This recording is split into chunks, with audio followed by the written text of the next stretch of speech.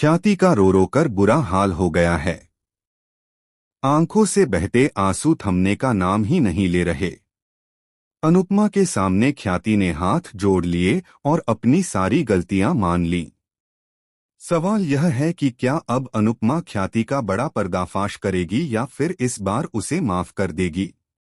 जी हां दोस्तों, star plus के पॉपुलर टीवी शो अनुपमा के अपकमिंग ट्रैक में बेहद इमोशनल और शॉकिंग ट्विस्ट आने वाला है।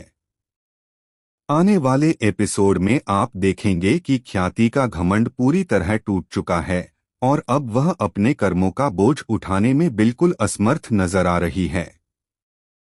जब अनुपमा घर से बाहर जाने की तैयारी कर रही होती है, तभी ख्याति उसे रोक लेती है।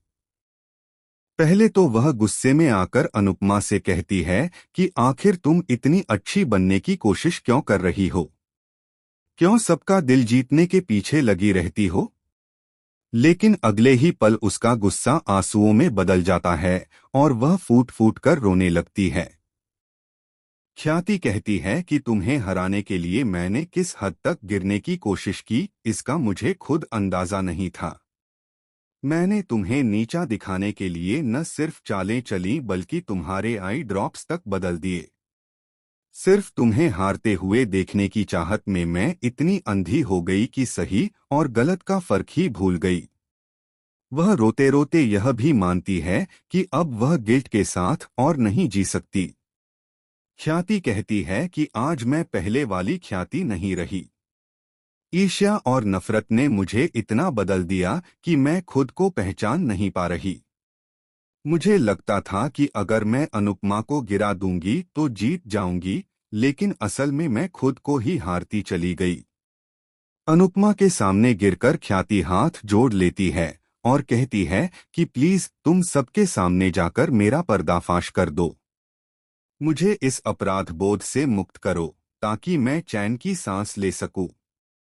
वह स्वीकार करती है कि अब उसके पास इस गिल्ट से छुटकारा पाने का कोई और रास्ता नहीं है। अनुपमा उसे संभालने की कोशिश करती है, लेकिन उसकी आंखों में भी दर्द और सवाल साफ झलकते हैं। क्या ख्याति को एक और मौका मिलना चाहिए? क्या अनुपमा उसे माफ कर देगी या सचमुच सबके सामने उसका पर्दाफाश करेगी? अब देखना बेहद दिलचस्प होगा कि अनुपमा का आखिरी फैसला क्या होगा। क्या वह ख्याति की हालत देखकर नरम पड़ जाएगी या फिर न्याय के रास्ते पर चलते हुए सच सबके सामने लाएगी?